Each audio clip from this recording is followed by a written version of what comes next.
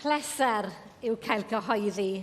Mae llif 2 yw Owain Rhys o'r Tyllgoed Caerdydd.